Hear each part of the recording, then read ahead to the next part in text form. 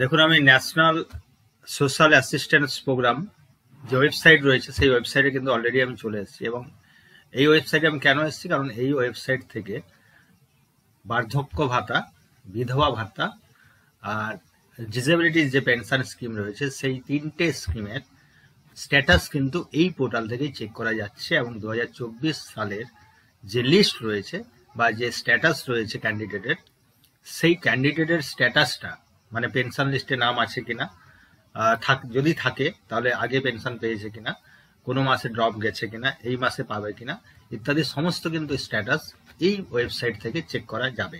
তাই আমি এই ওয়েবসাইটটি ওপেন করে রেখেছি। তো আমি দেখাবো কিভাবে স্ট্যাটাস চেক করতে হয়, কিন্তু তার আগে একটা কথা বলে নিই।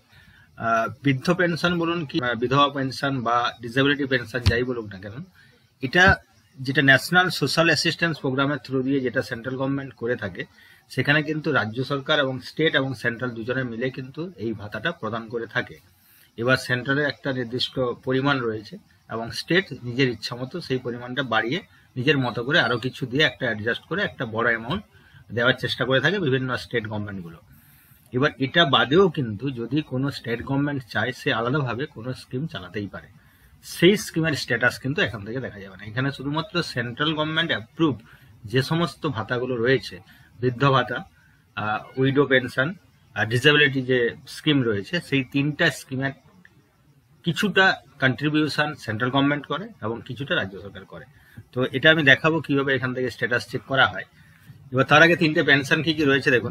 Indira Gandhi national old age pension, যেটাকে আমরা বৃদ্ধ ভাতা বলে থাকি, Indira Gandhi national disability pension scheme, যেটাকে প্রতিবন্ধী ভাতা বলা হয়, এবং বিধবা ভাতা, যেটাকে বলা হয় Indira Gandhi national widow pension scheme. এই তিনটে স্কিমের কিন্তু স্ট্যাটাস এখান থেকে আমরা দেখতে পারবো। তো আমি দেখাবো। তার আগে নমস্কার, আমি স্বপন এবং আপনারা দেখছেন ইগাল একাডেমি। আমার চ্যানেলে যারা নতুন তারা অবশ্যই সাবস্ক্রাইব করে দেবেন এবং বেল আইকনে একটু প্রেস করে নেবেন পরবর্তী ভিডিও নোটিফিকেশন পাওয়ার জন্য। ফেসবুক থেকে যারা আমার এই ভিডিওটি দেখছেন তাদের সবাইকে অনুরোধ করবো একটু ফলো বাটনে ক্লিক করে নিতে। দেখুন, Indira Gandhi national old age pension, আমি কয়েকটা পেনশনগুলো নিয়ে একটু আলোচনা করে নেবো, তারপরে আমি স্ট্যাটাসটা দেখাবো কিভাবে আপনারা দেখে নিতে পারেন আপনাদের নিজের নাম ওই লিস্টে আছে কিনা।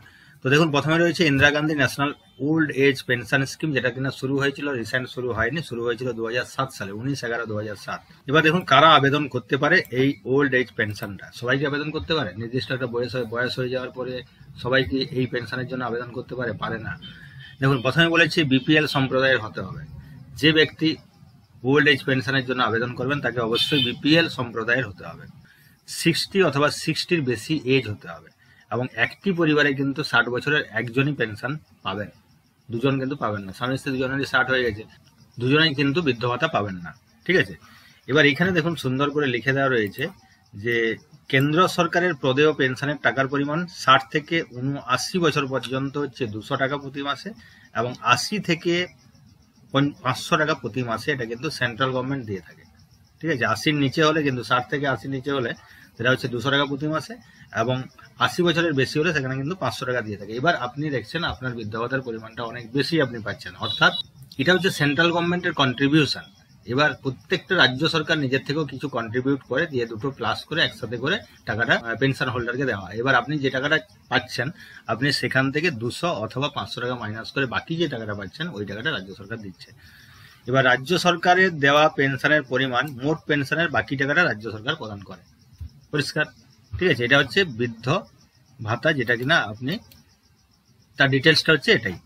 এবার আসছে দেখুন Indira Gandhi national widow pension scheme, যেটা শুরু হয়েছিল ফেব্রুয়ারি 2009। ঠিক আছে। এবার কারা আবেদন করতে পারবে? অবশ্যই বিপিএল সম্প্রদায়ের হতে হবে এবং 40 থেকে 59 বছর বয়স হতে হবে।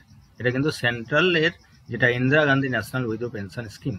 এবার উইডো পেনশন স্কিম রাজ্য সরকারের থাকতে পারে, তাদের ক্রাইটেরিয়া আলাদা হতেই পারে, কিন্তু এটা সেন্ট্রাল গভর্নমেন্টের। বারবার এটা মনে করি দিই, এটা হচ্ছে সেন্ট্রাল গভর্নমেন্ট মানে Indira Gandhi national widow pension scheme. রাজ্য সরকারের কোনো স্কিম থাকতেই পারে যেখানে এজ ক্রাইটেরিয়ার অনেকটা কম থাকতে পারে, টাকা বেশি থাকতেই পারে, কিন্তু এটা হচ্ছে national widow pension, Indira Gandhi national widow pension. এবার এখানে এই দুটো ক্রাইটেরিয়া এদের থাকতেই হবে। এই ক্রাইটেরিয়াগুলো থাকতে হবে, বিপিএল হতে হবে, বয়স 40 থেকে 59 অবধি বয়স হতে হবে, এর বেশি হলে কিন্তু পাবেন না। কেন্দ্র সরকারের প্রদেয় টাকার পরিমাণ 200 টাকা। ঠিক আছে, এখানেও তাই। এবং রাজ্য সরকার যে টাকাটা দিচ্ছে ওটা কি করে বুঝবেন? যে আপনি যে টাকাটা পাচ্ছেন সেটা মাইনাস 200 টাকা করলে যেটা আসছে সেটা হচ্ছে রাজ্য সরকারের প্রদেয় টাকা। এরপরে রয়েছে দেখুন Indira Gandhi national disability pension scheme মানে প্রতিবন্ধী ভাতা যেটা রয়েছে। এবার কারা আবেদন করতে পারে? বিপিএল অবশ্যই হতে হবে। 18 থেকে 59 বছর পর্যন্ত বয়সের যে কেউ কিন্তু আবেদনযোগ্য। এক বা একাধিক শারীরিক প্রতিবন্ধকতা থাকতে হবে এবং তার ডকুমেন্ট থাকতে হবে। একটা থাকলে হবে, একাধিক প্রতিবন্ধকতা থাকলেও কোনো সমস্যা নেই, আরো বরং ভালো হবে সেটা। কিন্তু আপনার ডিসেবিলিটি সার্টিফিকেট থাকতে হবে, পার্সেন্টেজ অফ ডিসেবিলিটি যে প্রুফ আপনাকে দিতে হবে। কেন্দ্র সরকারের প্রদেয় টাকার পরিমাণ 200 টাকা, ঠিক আছে। এবং রাজ্য সরকার কি দিচ্ছে? যে আপনি যেটা পাচ্ছেন বাকি অংশটা রাজ্য সরকার দিচ্ছে। হয়ে গেল ব্যাপারটা। তো এই হচ্ছে তিনখানা পেনশন স্কিম। একটা হচ্ছে ওল্ড এজ পেনশন, একটা হচ্ছে ইন্দিরা গান্ধী উইডো পেনশন, একটা হচ্ছে ডিসেবিলিটি পেনশন। এবার এই পেনশনগুলোতে আপনার নাম রয়েছে কিনা 2024 সালের এতে, সেখানে দেখে নেওয়ার জন্য আমাদের যে ওয়েবসাইট রয়েছে সেই ওয়েবসাইটে আবার যাব। কিন্তু তার আগে এবার দেখুন পেনশন সংক্রান্ত কিছু কোশ্চেন আমাদের মধ্যে থাকে, সেই কোশ্চেনগুলো একটু আলোচনা করে নিই। প্রথম হচ্ছে দেখুন পেনশন পাওয়ার জন্য কোথায় আমাদের যোগাযোগ করতে হবে? রুরাল ডেভেলপমেন্ট ডিপার্টমেন্ট, যে কোনো স্টেটের রুরাল ডেভেলপমেন্টের যে ডিপার্টমেন্ট রয়েছে সেই ডিপার্টমেন্টে গেলে আপনি এর ব্যাপারে ডিটেলস জানতে পারবেন। পেনশনের টাকাটা আপনি কিভাবে পাবেন? আপনার ডাইরেক্ট ব্যাংক অ্যাকাউন্টে ক্রেডিট হবে, ঠিক আছে। কোন পরিস্থিতিতে পেনশন বন্ধ হতে পারে? শুধুমাত্র ব্যক্তির যদি মৃত্যু হয় তাহলে পেনশন বন্ধ হবে। এক্ষেত্রে নমিনি কি কোনো পেনশন পেতে পারে? নো, নমিনি কোনোভাবেই পেনশন পাবে না। মৃত্যু হয়ে যাওয়ার পর পেনশন কিন্তু অটোমেটিকলি বন্ধ হয়ে যাবে, ঠিক আছে। জয়েন্ট অ্যাকাউন্ট কি গ্রহণযোগ্য? কোনোভাবেই না, শুধুমাত্র সিঙ্গেল অ্যাকাউন্ট গ্রহণযোগ্য। যদি কোনো অভিযোগ জানানোর থাকে কোথায় যোগাযোগ করবেন? দেখুন দেওয়া রয়েছে, আপনার সাইটে গেলেই আপনি কিন্তু ডিটেলস পেয়ে যাবেন কোথায় আপনাকে যোগাযোগ করতে হবে। তবু এখানে দেওয়া রয়েছে, আপনি চাইলে এখান থেকে নোট ডাউন করে নিতে পারেন। তো এবার দেখুন আপনি কিভাবে স্ট্যাটাস চেক করবেন। প্রথমে লিখে যাবেন এনএসএপি। লিখে নেওয়ার পর আপনি যে লিঙ্কগুলো পাবেন, প্রথমে দেখুন রয়েছে স্টেট ড্যাশবোর্ড রয়েছে। এই স্টেট ড্যাশবোর্ডে আপনাকে ক্লিক করে নিতে হবে। ক্লিক করে নেওয়ার পরেই কিন্তু মূল ওয়েবসাইটটা ওপেন হয়ে যাবে। ওপেন হয়ে যাওয়ার পর এখানে দেখুন সিলেক্ট স্টেট রয়েছে, আপনি স্টেটটা ওয়েস্ট বেঙ্গল সিলেক্ট করে নেবেন। ওয়েস্ট বেঙ্গল সিলেক্ট করে নিলাম। স্কিম দেখুন আমি যেভাবে বলেছিলাম, প্রথমে রয়েছে বৃদ্ধ ভাতা, তারপরে রয়েছে আপনার ডিসেবিলিটি পেনশন মানে প্রতিবন্ধী ভাতা, তারপরে রয়েছে ডব্লিউপিএস অর্থাৎ উইডো পেনশন স্কিম। তো আপনি ধরুন আপনি প্রথমে বৃদ্ধ ভাতা সিলেক্ট করে নিলেন। এখানে বোথ আপনি রুরাল দেখতে পারেন, আরবান দেখতে পারেন, আবার দুটোই দেখতে পারেন। আমি রুরালটা ক্লিক করে নিলাম। ক্লিক করে নেওয়ার পর এখানে যে ক্যাপচা কোড এখানে যেটা দেওয়া রয়েছে দেখতে পাচ্ছেন, এই ক্যাপচা কোডটা আপনাকে এখানে দিয়ে দিতে হবে। ক্যাপচা কোড দেওয়ার পর এখানে সাবমিট বাটনে আপনি ক্লিক করে নেবেন। দেখুন ক্লিক করে নেওয়ার পর এখানে ডিস্ট্রিক্টগুলো পরপর চলে এসছে এবং এখানে টোটাল বেনিফিশিয়ারি কত রয়েছে চলে এসছে, ব্যাংক অ্যাকাউন্ট কত রয়েছে, সমস্ত ডিটেলস কিন্তু এখানে চলে এসছে, ঠিক আছে। এবার আপনি আপনার যে কনসার্ন ডিস্ট্রিক্ট রয়েছে, যে ডিস্ট্রিক্টটা আপনি চাইছেন সেই ডিস্ট্রিক্টে চলে যাবেন। আমি ধরুন এখানে ঝাড়গ্রাম ডিস্ট্রিক্টে চলে গেলাম। ঝাড়গ্রাম ডিস্ট্রিক্টে যাওয়ার পর আপনার ঝাড়গ্রাম ডিস্ট্রিক্টের অন্তর্গত যে মিউনিসিপ্যালিটি বা পঞ্চায়েতগুলো রয়েছে বা ব্লকগুলো রয়েছে সেই ব্লকগুলোর নাম চলে আসবে এখানে।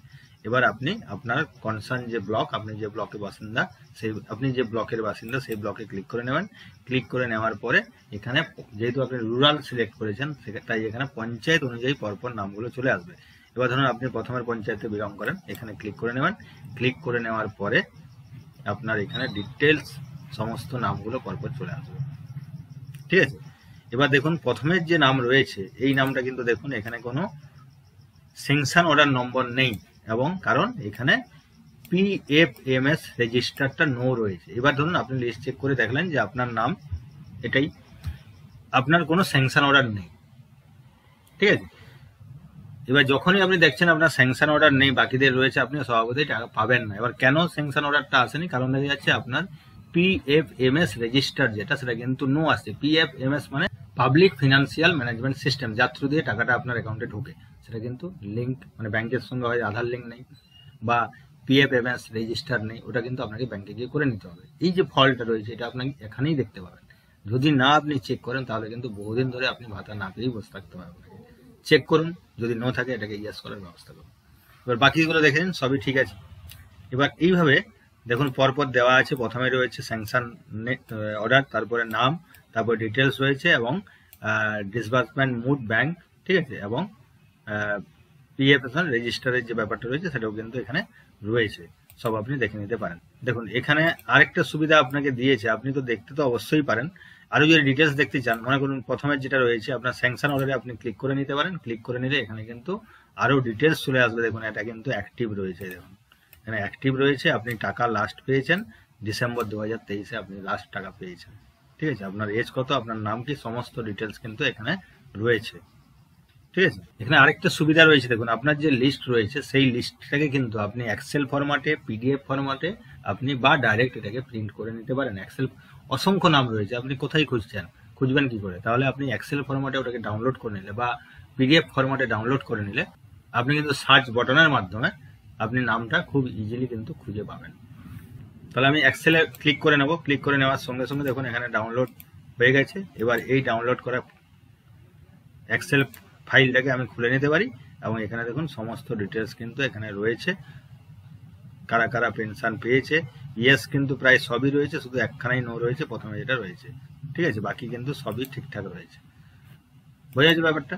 তো এইভাবে আমি কিন্তু প্রত্যেকটা, শুধুমাত্র যে বৃদ্ধ ভাতা তা নয়, প্রত্যেকটা পেনশন কিন্তু আমি এইভাবে খুলে খুলে দেখে নিতে পারি এবং কার কি স্ট্যাটাস রয়েছে তাও দেখে নিতে পারি। ঠিক আছে, তো আপনারা নিজেরটা একটু চেক করে নিন এবং এখানে ভিডিওটা শেষ করছি। ভালো থাকবেন, সুস্থ থাকবেন, দেখা হচ্ছে পরের ভিডিওতে। নমস্কার।